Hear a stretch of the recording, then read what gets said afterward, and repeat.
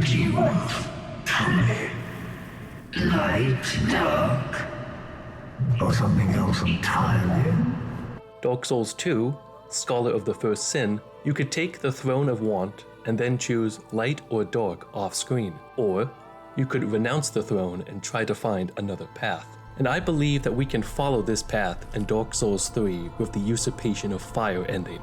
This theory would also rectify one of the biggest criticisms of the story and lore in Dark Souls 3. Aside from a few fan service items, it seems to ignore everything that happened in Drangleic. Before we dive in, here's a quick background on Aldia, who is easily the most fascinating figure in Dark Souls 2, if not the whole trilogy. Aldia was the older brother to King Vendrick, and was skeptical of linking the fire, but he couldn't commit completely to the Age of Dark either. Instead, he sought another path, and viewed the undead as a key to this mystery. So to uncover the secrets of life itself, Aldia performed heinous experiments on the undead in his manner. Let's start with the one item description in Dark Souls 3 that alludes to Aldia, the spell Soul Stream, found in the Grand Archives. Now, what's especially confounding about this item is that both the Japanese and English versions allude to Aldia, but in very different ways. In the Japanese version, the spell is represented with this kanji,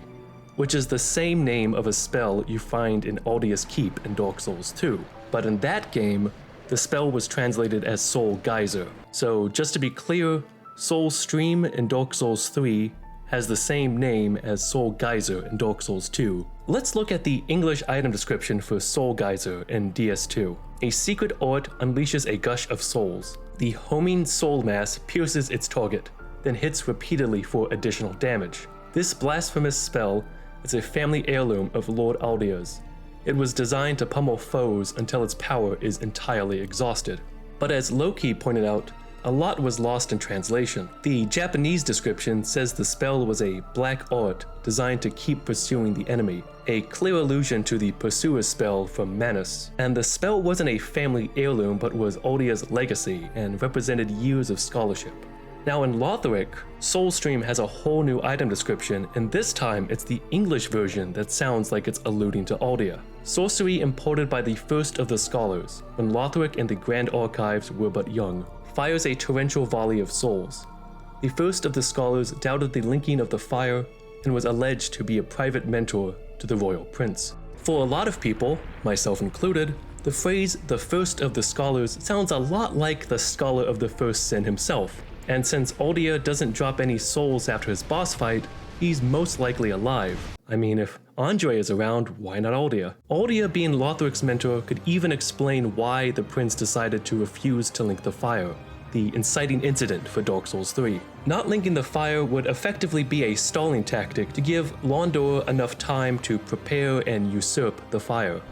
I also love the mental image of Aldia jump-scaring Lothric every time he starts a lesson. Before I go further, I need to point out that in the Japanese version, the kanji used for scholar is different than the one used to describe Aldia as the Scholar of the First Sin. As for the rest of the item description, it can be translated as, "It is said that the first wise man was a fire-linking skeptic and also secretly the prince's teacher." Since the English doesn't directly contradict anything in the Japanese text, I don't see why we should have to throw out such a vital piece of lore.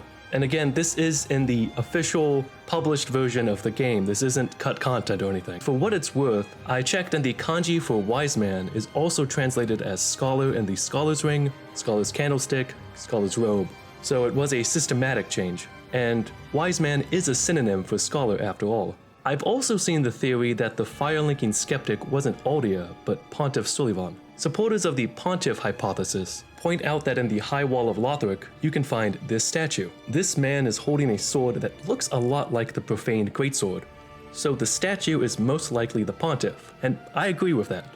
But as Loki pointed out, the Japanese text specifically states that the fire-linking skeptic was Lothric's secret teacher. It doesn't really make sense that the Pontiff would have a giant statue of himself in public for everyone to see, but would also need to be a mentor in secret and keep it a secret years later. And again, we learn about this fire-linking skeptic from a spell created by Aldia. To me, it just makes the most sense that a spell that was Aldia's legacy is talking about Aldia.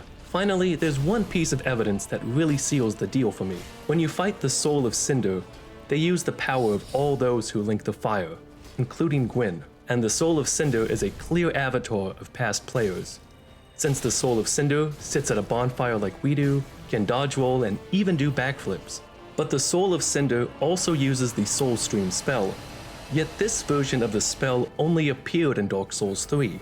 As Ashen Shroom pointed out on Reddit, Aldia is part of the Bonfire network, and so he's most likely a part of the Soul of Cinder as well, which would explain why he can use the Soul Stream spell. With the idea that the Usurpation of Fire could be connected to Aldia, I started to notice some details in a whole new light. To start, it's very telling that instead of calling the player the bearer of the curse, Aldia refers to the player as Aldia emphasizes our status as a hollow above all else, and Londor, of course, is the land of hollows. In addition, you can find a dark mask from the Dark Wraiths in Aldia's Keep, and the Dark Wraiths served Kath, who is vital to the Sable Church in Londor.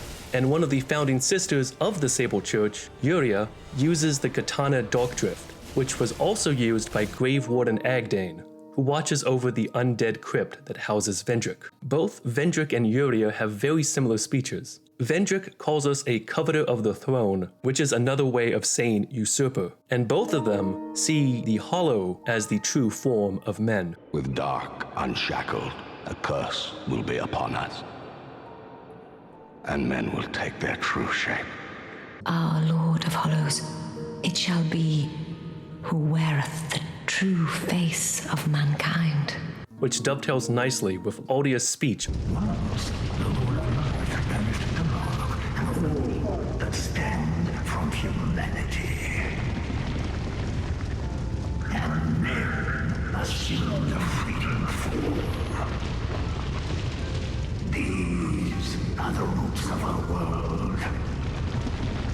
Men are props in state of life, and no matter how tender, how exquisite, a lie will remain a lie. And for what it's worth, in his anticlimactic boss fight, Aldia does both fire and dark damage, which could be a precursor for how Londor wants to use both the dark and fire.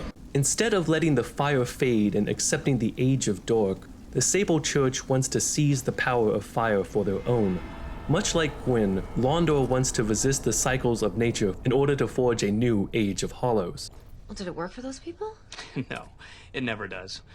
I mean, these people somehow delude themselves into thinking it might, but... but it might work for us.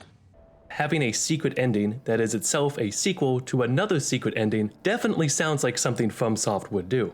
This interpretation would also offer Bandai Namco the perfect setup if they ever wanted to make a sequel. Since we never got that Londor DLC, I can't imagine a better setting for Dark Souls 4. Having a Dark Souls 4 take place in Londor after the Usurpation of Fire would also work on a meta level, since Dark Souls 3 was supposed to end the trilogy and let the fire gracefully fade away, but instead, a lust for power kept the world going. That's also why I said Bandai Namco, because Miyazaki has made it clear he does not want to do any more Dark Souls games. And the one Dark Souls game he didn't do seems to be having a bit of a renaissance. Awfully tempting. Thank you so much for watching. I'd seen a lot of theories and takes on Aldia and Dark Souls 3, so I wanted to try to set the record straight as best as I can.